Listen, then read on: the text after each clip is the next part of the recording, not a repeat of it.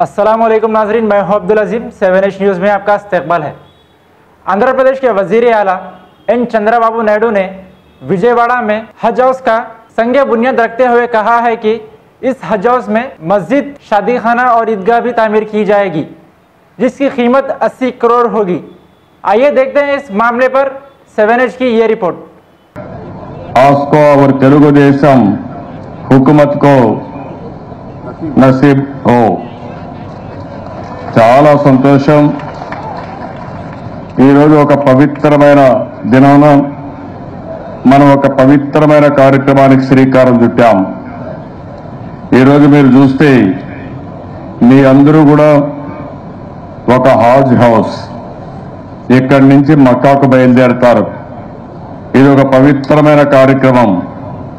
ఈరోజు ఈ కార్యక్రమాన్ని చూస్తే ఒకప్పుడు హైదరాబాద్లో హాజ్ హౌస్ లేకుండా అందరూ కూడా బాంబేకి వెళ్లి అక్కడి నుంచి మక్కాకు పోయి మళ్లీ తిరిగి వచ్చేవారు।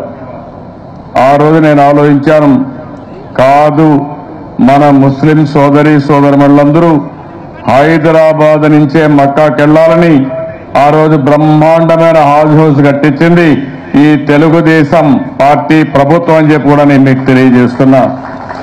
డైరెక్ట్ గా ఫ్లైట్లు వేశాం।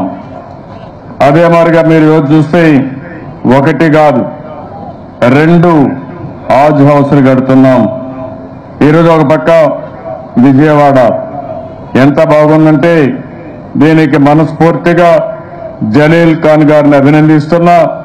ఈ యొక్క స్థలానికి ఎవరైతే కమిటీ మెంబర్స్ ఉన్నారో వారందరినీ మీ అందరి తరపున అభినందిస్తున్నానని చెప్పి కూడా నేను మీకు తెలియజేస్తున్నాను। ఈ భూమి చూస్తే చాలా బాగుంది।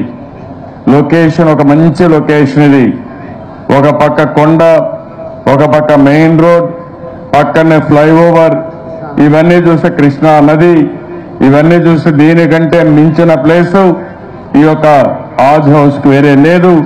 ఒక సెంట్రల్ లొకేషన్ లోకి వచ్చాం। మొత్తం ఈ హాజ్ హౌస్ చూస్తే 80 కోట్ల రూపాయలు ఖర్చు పెడుతున్నాం। ఇప్పుడే నేను చూశాను, ప్లాన్స్ అన్ని చూశాను। హాజ్ హౌస్ కానీ మసీదు కానీ ఈ 2 కూడా ఒక మోడల్ గా కడతాం। నమూనా నేను చూస్తున్నాను, మళ్ళీ చూస్తాను।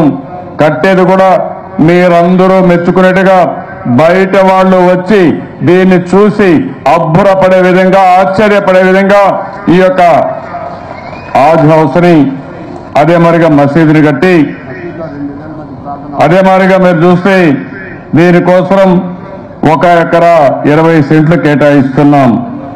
2,58,240 స్క్వేర్ ఫీట్ ని C+G అదే మరి గ్రౌండ్ ఫ్లోర్ కానీ ప్లస్ 6 ఫ్లోర్స్ తో బ్రహ్మాండంగా 120 రూములు, 30 సర్వీస్ అపార్ట్మెంట్లు, 20 డార్మెంటరీస్, ఇవన్నీ కూడా మీరు చూసినప్పుడు పెద్ద ఎత్తున 1200 మంది హాజ్ పిలిగ్రిమ్స్ అంతా కూడా ఇక్కడ ఉండేట్టుగా అన్ని ఏర్పాట్లు చేస్తున్నామని చెప్పి కూడా నేను మీకు తెలియజేస్తున్నాను। కొన్ని హాల్స్ కూడా కడుతున్నాం। 500 మంది, 250 మంది, 1000 మంది ఉండేట్టుగా, 100 మంది ఉండేట్టుగా ఇవన్నీ కూడా కన్స్ట్రక్షన్ చేస్తున్నాం। ఎందుకంటే ఇక్కడికి వచ్చిన వాళ్ళు ఒక హాజ్ సమయంలోనే కాదు, ఎవరైనా బయట వాళ్ళు వచ్చినా ఇక్కడ ఉండడానికి అన్ని విధాల ఆధునికమైన వసతులతో ఈ హాజ్ హౌస్ ఉంటుంది। ఎల్లప్పుడూ కూడా ఒక పక్క మసీదు, ఒక పక్క హాజ్ హౌస్। ఎవరైతే ముస్లిం సోదరి సోదరులున్నారో వాళ్ళందరికీ ఆతిథ్యం ఇచ్చే పరిస్థితి వస్తుంది। 36 కోట్ల బడ్జెట్ లో పెట్టాం। ఇంకా 44 కోట్లు కావాలి। అవసరమైతే ఇంకా 5-10 కోట్లు ఎక్కువ ఖర్చు పెడతాం। ఒక సుందరమైన హాజ్ హౌస్ ని కడతాం, ఒక బ్రహ్మాండమైన మసీదుని కడతాం।